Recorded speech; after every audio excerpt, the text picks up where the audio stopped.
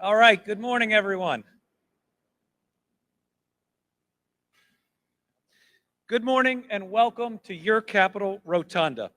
Today, we are joining together to make a difference for a lot of Kentuckians and their families. We are taking another step forward in the fight against addiction and the fight to save the lives of our fellow human beings and neighbors. Addiction spares no one. So many have been impacted by this disease across the Commonwealth. It has torn countless families apart, and heartbreakingly, it's taken so many lives. The lives of parents, children, friends, each one a child of God, irreplaceable to their community and to their family. But there is hope, and there is help. And this is such an important time to share this message because we're truly living in an extraordinary time right now in the Commonwealth. One with endless opportunity and resources to lift people up, a better opportunity to get someone in a stable job than ever before. My faith teaches me that it is our job to give second chances and that we are all our brother and our sister's keeper. To help every Kentuckian reach their full potential, we must live out our faith and values and help those that are struggling to overcome. And let me tell you, this isn't a battle that's going to be won in a day. We have to fight for the inches that become the yards, that become the miles of progress.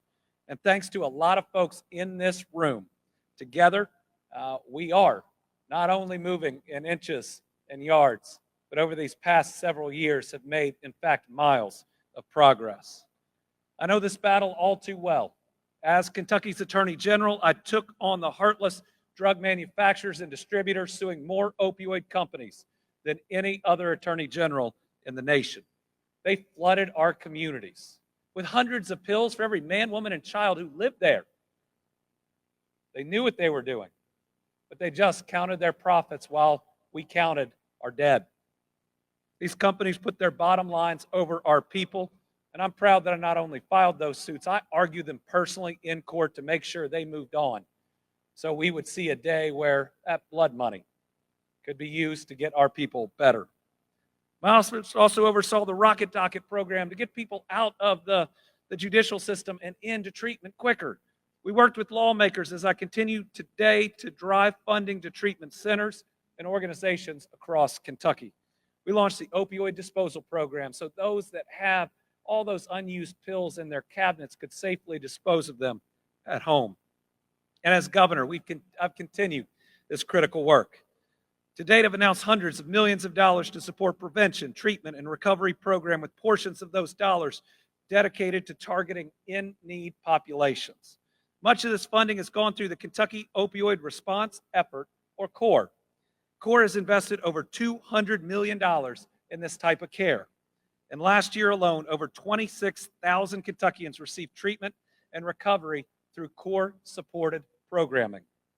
We established recovery-ready communities in an effort to help people fighting addiction receive critical resources at no cost.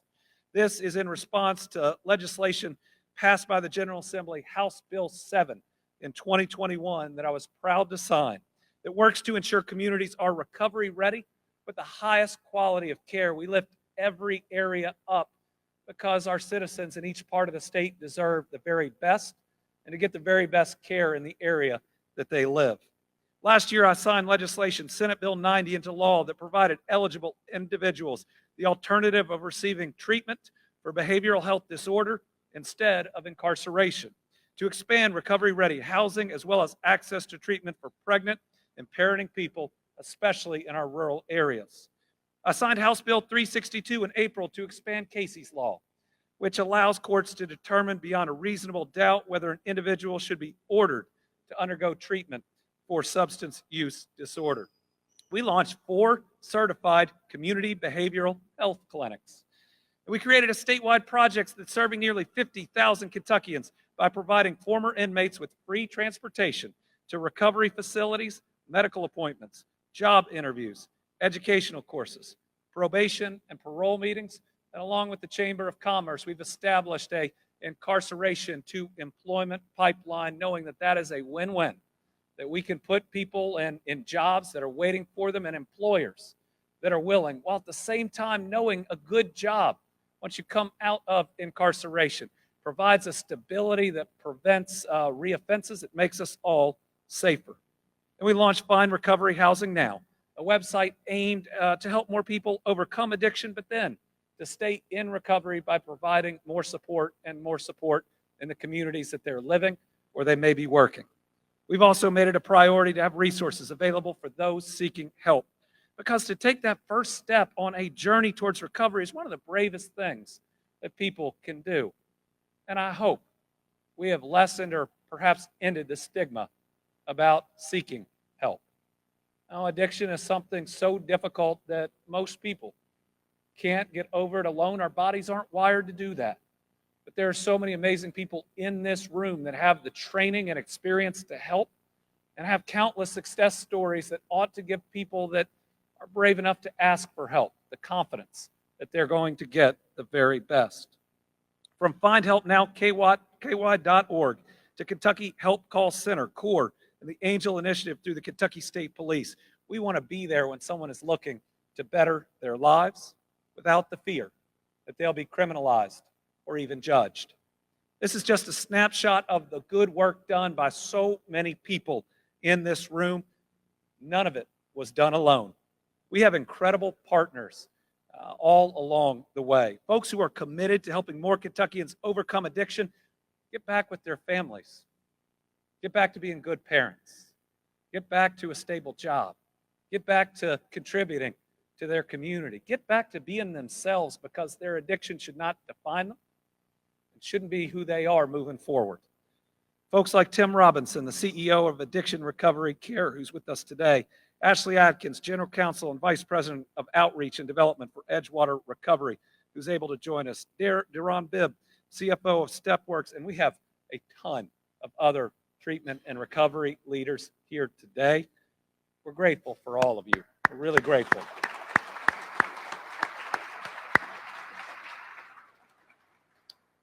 Yes, we have a major epidemic, but in seeing the type of steps we have taken these last several years, I have hope. We'll talk about it in a minute. More treatment beds right now than ever before. More dollars going into recovery, more focus on it. Listen, this epidemic arose in our time. I think we have a responsibility to end it in our time as well. And the way that we get there is, yes, through trying to stop the flow of these drugs. Yes, trying to stop addiction that's arisen especially from pills. But we also get there by getting people better, one person at a time. So first, some good news. Good news that we've made significant progress to increase the number of treatment beds available for Kentuckians. This is huge. Just since I became governor, treatment beds in Kentucky have increased almost 50%. That means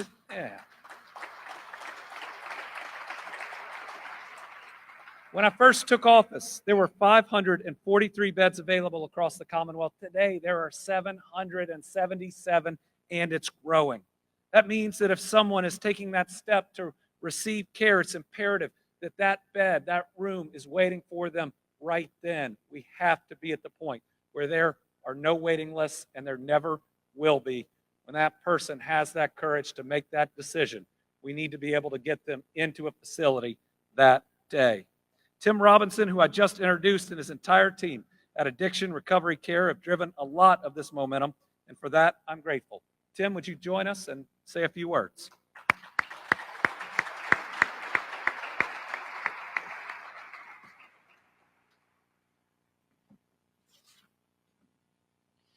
Thank you, Governor Beshear, for inviting us to today's bill signing, and thank you to the General Assembly for getting this legislation across the Senate line. It was truly a collaborative effort. We're so fortunate to have leaders in our state who understand recovery and who are working alongside us to address the many factors that lead to long-term success.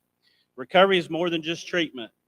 It's housing, it's transportation, it's job training, it's education, it's childcare. House Bill 248 that'll be signed today addresses one of the key components to long-term recovery by improving access to quality, safe recovery housing. For Kentuckians who are overcoming a substance use disorder, having a safe place to stay can make a big difference. Under House Bill 248, our community members who are transitioning out of a treatment program and seeking recovery housing can rest assured that they'll be entering an environment that's safe and substance-free. This legislation provides much-needed protections against substandard housing providers that aren't necessarily looking for the health and well-being of their tenants. And I'm grateful to see it signed today into law, Governor. Governor, we also have to express our appreciation for Team Kentucky's dedication to expanding access to addiction treatment and recovery. Governor, since you took office in January 2020, with your administration's commitment to help our neighbors in addiction access treatment in all levels of care, ARC has opened over 1,322 beds at different levels of care, including repurposing St. Catherine's College into an innovative recovery campus with treatment, recovery, on-site GED classes, and job training. Washington County's largest employer, Toyota Tommy, has now hired over 20 program graduates. With the Cabinet's help, vocational rehabilitation in your administration is helping us now train welders for Toyota Tommy. Second chance employment, as our Kentucky Chamber has led the way on, is a crucial part of Kentucky's ever-increasing demand for workforce.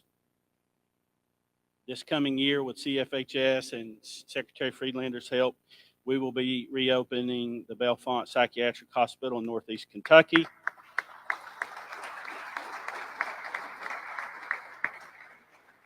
And over the next year, we'll open an additional 1,000 new treatment beds across the Commonwealth. Governor, thank you for working with us to make Kentucky a second chance state. We are a better and stronger Kentucky for it.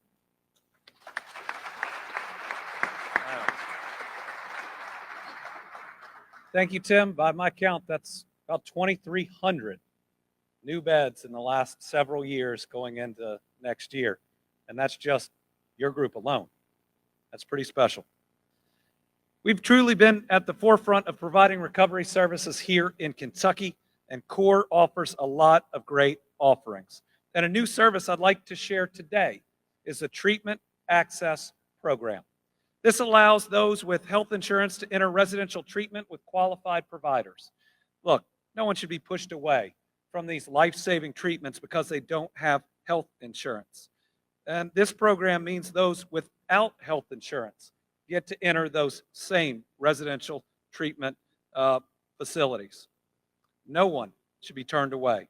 Here with us today to discuss this program is Dr. Alan Brenzel of Team Kentucky's Department for Behavioral Health. Dr. Brenzel.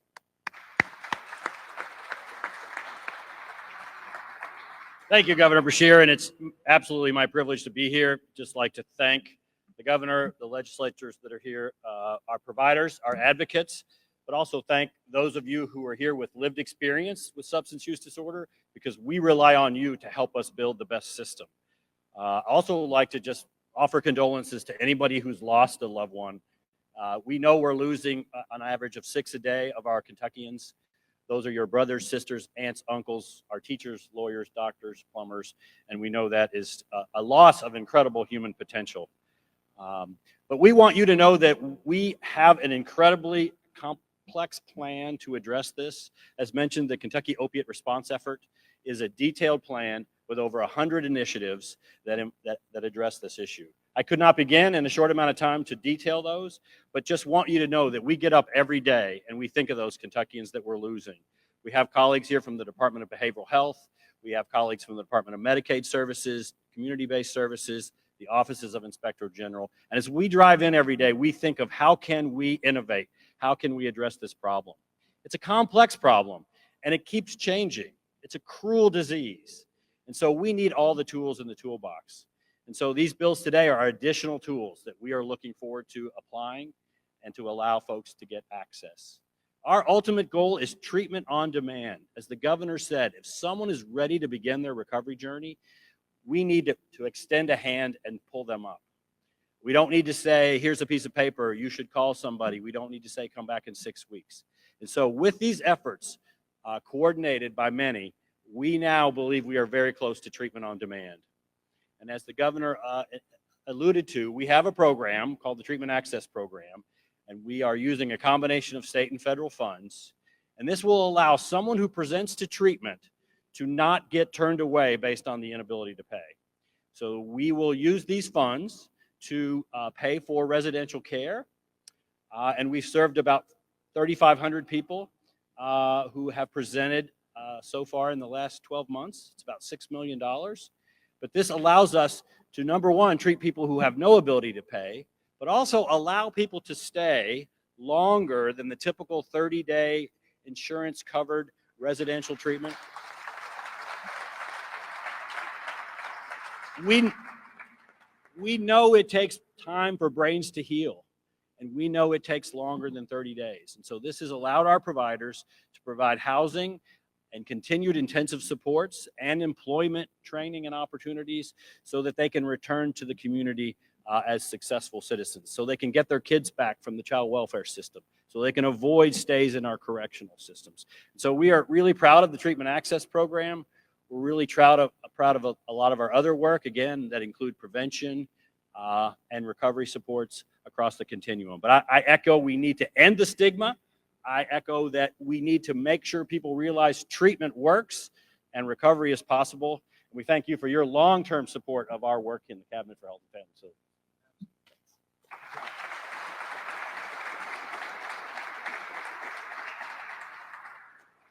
So thousands of new treatment beds, a new program that's been in operation this last year that's helping hundreds, if not thousands, of uninsured Kentuckians get treatment where money is no longer a barrier. Talk about living up to our faith and values, about living the golden rule and the parable of the Good Samaritan. Kentucky's Office of Drug Control Policy is changing the way addiction is treated in Kentucky, reducing the problem and making our Commonwealth a model for other states. Van Ingram, the longtime executive director of the Kentucky Office of Drug Control Policy, is a tireless advocate, a bipartisan leader who served under a number of governors, two with the last name of Beshear, is making sure that this state has resources needed for every individual to have a successful journey to recovery. By the end of this year, ODCP will have awarded more than $69 million in grant funding to programs across the state that provide treatment services and recovery programs, as well as employment and job training in these last several years. With Van's leadership and his committed team, because he is surrounded by a really good team, a big part of Team Kentucky. Kentucky is not only continuing the fight against the epidemic, but our chances of winning are increasing every day. Van, would you say a few words?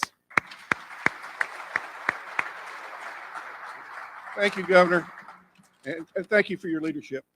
Going all the way back to your time as Attorney General, you've kept addiction in the forefront of the problems we face in Kentucky, and we have to get it right. You heard Dr. Brenzel say, when the clock strikes midnight tonight, we will have lost 6 more Kentuckians. We have to keep fighting this fight every day, and we're really focused on removing barriers. We launched 8338 KY Help. It's a statewide call center. It's open 7 days a week, 8 to 10 p.m. Monday through Friday, 10 to 6 on the weekends. We average about 350 calls a month in there, incoming. We average another 1,000 outgoing because we follow up with every single person that calls that hotline. Operation Unite's our partner that runs that, and we're really, really proud of that effort. You heard the Governor mention findhelpnowky.org. So important. It's the Expedia of substance abuse treatment. A few clicks of a mouse and you can find a provider and you can get the help that you need. Our KSP Angel Initiative. You know, when we launched that, people thought, who's going to go to a KSP post and say, I have a problem? Well, over 250 people have received treatment.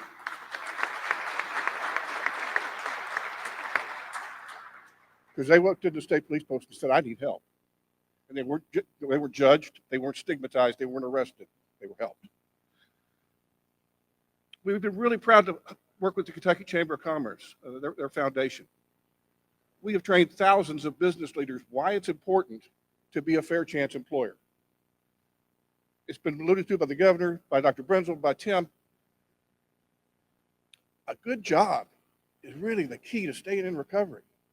Because if you wake up today and things aren't looking good, and tomorrow doesn't look good either, that temptation to use again can be pretty strong. But when you have a future and you see a future, that can mean so much. So we're proud to have worked with the Chamber. And we've also partnered with Eastern Kentucky Concentrated Employment Program, EKCEP. And we launched a program called SIGHT, the Strategic Initiative for Transformational Employment. You're in Frankfurt, everything has to have an acronym here. But we've put thousands of Kentuckians in jobs through our partnership. At all of our career centers in Kentucky, there's at least one person who's focused on getting people in recovery jobs. We've done the same thing at our Department of Corrections. We have 10 employment specialists that are working in our probation and parole department. These were probation and parole officers that went and got training to be job placement specialists. So we believe what we say. We just don't talk the talk. We're walking the walk. We're getting things done, and we have to get it done. Let me just say one more last thing. Later this year, we're going to launch a fentanyl awareness and education campaign. Fentanyl is destroying this country. We had 107,000 deaths in America in 2021. Over 70% were fentanyl involved. We had 2,255 here in Kentucky. 73% fentanyl involved. This scourge is killing us. And people are buying a drug off the street and think it's an Adderall, it's fentanyl. They think it's a Xanax bar, it's fentanyl. So we've got to make our young people aware. We've got to make everybody aware that fentanyl is everywhere in the drug supply. You've got to be careful with it. It's so dangerous, it's killing so many people. So thank you all for being here. Great news about House Bill 248. Hope we have another great bill next week, and we'll keep moving forward. Thank you all.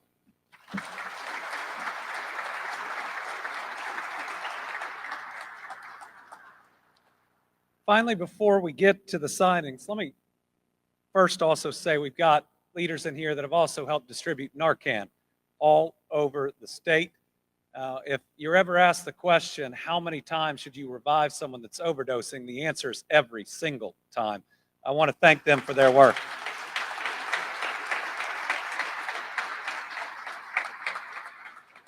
So in the last piece of news before the signing, I want to share a game-changing program in relation to crisis care and intervention. Mobile Crisis Intervention offers immediate and unscheduled behavioral health services. This service makes it available every hour of every day and is accessible to anyone regardless of insurance status, ability to pay, residence, or any other barrier that you can think of. The Department for Medicaid Services has issued a request for proposal for support and oversight of this program in Kentucky. It's going to help us ensure compliance with federal requirements and that this service is accessible to every single Kentuckian. Expanded services like these will transform our efforts in the fight against addiction. These are exciting steps that should give us hope in a very difficult battle, that should give us hope that we don't lose that next Kentucky child or Kentucky parent. Recovery is possible. Actually, you see it every day. You talk to people every day that are in recovery. You just might not know it. This is a difficult journey so many people have gone through, but you know what? So many people have gotten to the other side, and that ought to provide the hope and hopefully build the courage to anybody listening today that needs help. And if you are, we love you. Not going to judge you. Just want to help you get better. So please reach out to any of these amazing providers. They all do wonderful work. Now, to follow those announcements, we're going to take more steps forward. We're going to sign two important pieces of legislation that will help Kentuckians on their road to recovery. First, I'm going to sign House Bill 248. This legislation supports recovery housing by setting requirements for certification, operation, and oversight of the residences. This is crucial to ensuring these are supportive environments, that our people are getting the very best, that they're equipped with the resources needed to help every person there get the very best outcome. It's also aimed at helping these resources be more accessible and more equitable. Our hope is potential barriers can be identified, like location, transportation, language services, and that programs can be created to overcome those obstacles and get more people the care that they need. I'd like to invite Ashley Adkins from Edgewater Recovery and Gene Deathridge, president of the Kentucky Recovery Housing Network Advisory Board and a survivor of addiction, to share exactly what this legislation means. Come on up.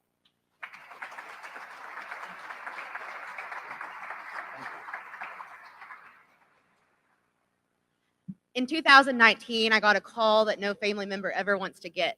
My dad had been in a head-on collision. The car had caught fire. But when he left the hospital, he wasn't going home. He was going to jail for drug-related charges.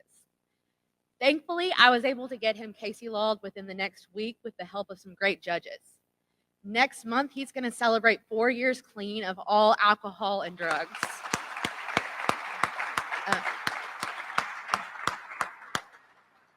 He now works to help others find recovery themselves. I could stand here today and tell you hundreds of stories of people like my dad. For example, our owner of Edgewater Recovery Center, John David Elam. He spent 3 years in and out of jails and was on a ventilator 7 times due to overdoses. Today, though, he is providing recovery to people from Pikeville to Paducah.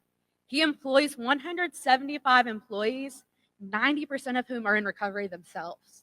Not only that,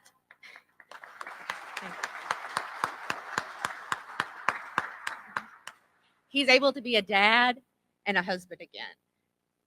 My dad and John David's ability to go to treatment didn't just happen magically. It was the result of a long line of work. And it started with Governor Steve Beshear and then was continued by Governor Andy Beshear, both in his office as Attorney General, but also through this administration. That has been supported through bipartisan efforts by people like Representative Hebron, who drafted Legislation 248 and brought it to the floor and made sure that all stakeholders had a voice in it. This administration understands that treatment works, that recovery is possible, that lives can be changed and families rebuilt. Today's signing of House Bill 248 continues to grow the hope that Governor Beshear and his father started so long ago. Importantly, it sets key standards for recovery housing to ensure that our most vulnerable population is protected. That's why the Kentucky Association of Independent Recovery Organizations was formed. This organization, with many members here today, such as ARC and Optimal Living, was meant to set standards for quality addiction care. As an organization, we know that together, rather than alone, we can raise the bar in the state for addiction treatment. We've been so blessed as an organization to have the support of this administration as we move forward to set those efforts. This is an administration that understands the need for quality care standards such as House Bill 248. Because when we open up access to quality mental health and substance use disorder treatment, lives change, the stigma is reduced, and we begin to save our parents, our friends, and our family. Thank you, Governor, for signing this into law, and thank you, Representative Hebron, for bringing it forward.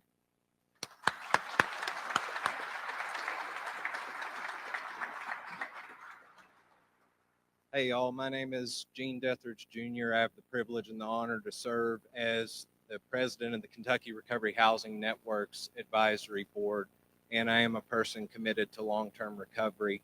The individual that all the distinguished men and women just got done talking about, that's who I am. That's who my friends are, and my life was saved by the Commonwealth of Kentucky through its long, historic, and dedicated effort to the mission of recovery. And because of that, I have been able to dedicate every moment of my redeemed life to service back to the man, the woman, the mother, the father, the grandchild who has not had yet their opportunity to recover. I want to thank deeply from the bottom of my heart Governor Andy Beshear for his amazing work for so many years, for signing House Bill 248. I want to thank Representative Hebron and all the efforts of the Kentucky League of Cities, the tireless efforts of the treatment industry to help get this bill across the finish line, and so many others, men like Adam Trosper and Jonathan Philpott, who have been working on this for so long, Doctors Marks and Allen at the Cabinet for Health and Family Services, and of course, Secretary Friedlander and Brenzel. And all, I have a dear friend who often says that those of us in recovery stand on the shoulders of giants and the bones of those who didn't make it. And that is an unequivocal truth in my life. House Bill 248 provides a single state standard, which is built off the National Association of Recovery Residents standard, which provides high quality recovery housing. And I'm so excited. I've worked on this for probably 4 years in some form or fashion. I had the good fortune of being hired by one of your predecessors, former Governor Ernie Fletcher, when he started the Fletcher Group. And that was our mission, to expand recovery housing across the United States and back here at home in Kentucky. And recovery housing is that next step. An analogy I like to use a lot is, and it's so exciting, we're finally getting treatment to the point like we use emergency rooms in medical care. It's what we've needed for so long. When you're ready to go, you need that emergent care. But what do we do after somebody breaks their leg? They got to go to physical therapy. They got to have somebody that's going to teach them how to walk again. And safe, affordable, high-quality recovery housing does that. The bill also protects very vulnerable people from the dangerous and deadly practices of body brokering and kickbacks, which in so many other states have led to the death of individuals who came to someone seeking help, who were ready for that help, and then were used and abused, thrown away, and they perished. There's so much good help in this state.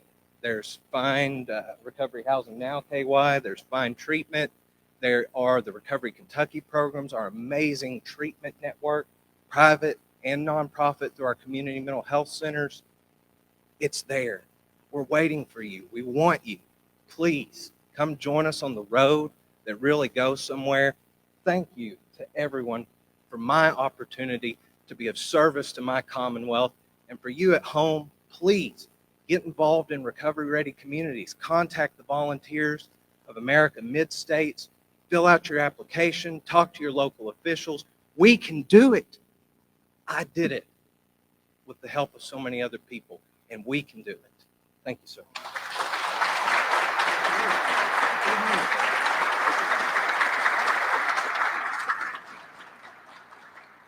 All right, we also have to hear from the representative that sponsored this bill, that made this happen. I think, like me, everybody pronounces your last name differently. But Representative Everin, if I can, does a really good job. From this bill and across the board, somebody that people from all different parties and walks of life can work with, that is always looking not what's best for any political party, but what's best for her community. And you can see that today because she brought her entire community here with her. We got the mayor of Elizabethtown, the police chief, and I think the entire legislative delegation that touches the E-Town and Hardin County area. Let's give it up for the state representative that made this happen, Representative Samara Heverin.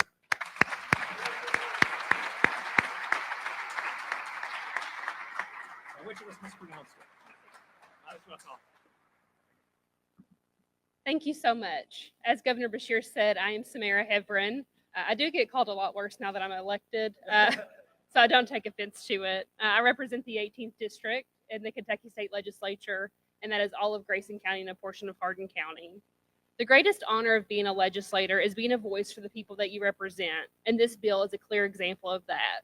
This bill would not be possible without the City of Elizabethtown Mayor Jeff Gregory, the City of Elizabethtown Chief of Police Jeremy Thompson, Kentucky League of Cities J.D. Cheney, Kentucky Chamber Charles All, and so many from the recovery community from across the Commonwealth. Without your input from the stakeholders, we would not be here today. But most thankfully, I'm appreciative that each of you all stuck with me on the bumpy roller coaster the General Assembly session can be.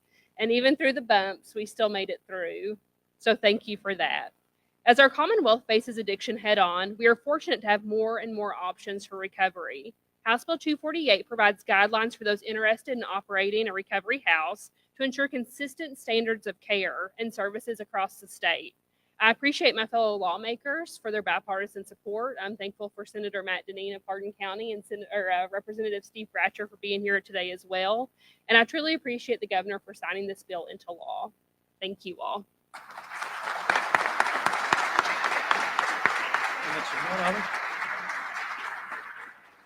Al, thank you all for your incredible work and foresight.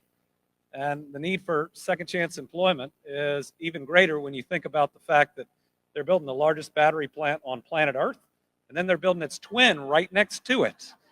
So thank you all for your leadership. When we go to the table, I'm also going to sign a second piece of legislation, House Bill 148.